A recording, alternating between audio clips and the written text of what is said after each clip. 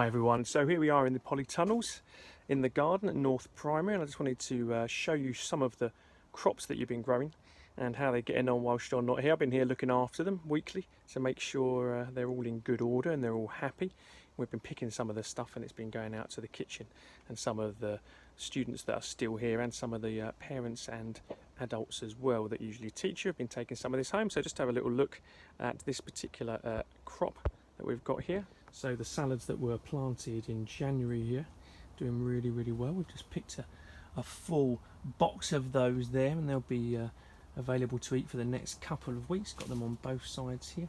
Peas are certainly coming through, as you can see, and we've got some lovely parsley there as well, lovely green parsley that will pep up some of your meals. Just going outside, absolutely beautiful. These are the flowers of broad beans. They've just got such a lovely aromatic smell, and each one of those flowers will be pollinated. You can probably see some bees or wasps hanging around there. They're going to be going inside those flowers and pollinating those flowers, and from the centre of those flowers they'll die back. See if I can find you an example, and we will get some lovely beans there. So let's just have a look, see if there's any beans growing. There we go. There's a flower that's been pollinated, and a tiny little bean that's growing from it. I did actually just eat one. Here's one here, which you can see. They're much bigger than that when they're fully mature, and we pod these particular beans, and in order that we just eat the bean inside, we don't eat the pod later on. But they're super soft and super furry, as you can see there. So I have washed my hands, and you can eat these quite young as well, so I'm really happy to do so.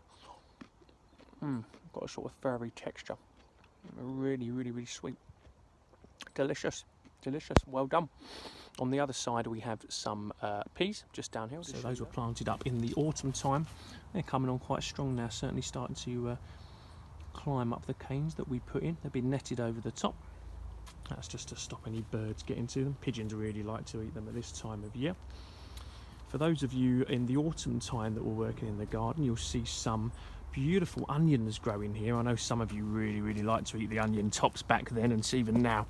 Again, very tasty. I'll be eating another one of those in a minute, but we should leave them in the ground now because they're starting to bulb up. You can see some red onions over here, and what you'll notice is that the plants are moving away in this direction for sunlight, because our hedging here in the garden is now taking up quite a lot of the light, so the onions are searching for light.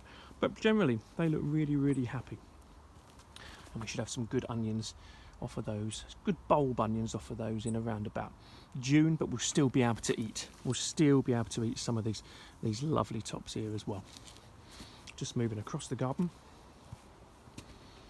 we've got our spinach there, which has been going all winter, and just here some of the potatoes that we planted up just before we went into lockdown. So we'll have some good potatoes again from about July, August time. Those will start to, they'll have grown tall and they will have died back. And by the time the foliage dies back, we know that the potatoes underneath the ground are fully ready to eat. So another plant that's getting on really well here in the garden, this one here is lovage, planted up last year when we started to install the garden. Now this is one of my favourite culinary herbs. It's actually a herb. It's in the parsley family. It's incredibly strong, really bitter. It's like parsley times 100. Now, in cooking, it's excellent because what it will do is add richness and savouriness. It's a flavour sense called umami.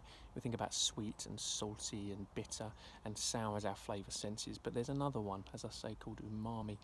It's actually a Japanese word meaning savouriness or richness. And when you add this, you add a really small amount to your cooking, because I'll try some now. It's incredibly bitter, but what it does is it fills your palate up. It fills your flavour area in your mouth, just full of flavour. I had one the other day. A friend of mine made some pasties, potato and onion pasties, and then added a little bit of this in. Absolutely delicious. Almost tastes like a little bit of curry leaf in there or something like that, but highly recommend that if you're at home, and certainly if you're going to be coming to the garden. As soon as we're back here at North Primary, you'll certainly be trying that. To show you here is our soft fruit area. and that's going really well.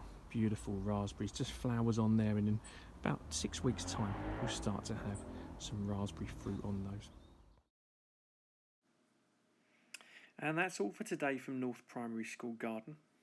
I hope you've enjoyed seeing some of the plants that you've planted and looked after and nurtured doing so well. Join me next time where I'll be able to show you more plants in the garden, and importantly, more of the plants that we can eat. I'll see you then.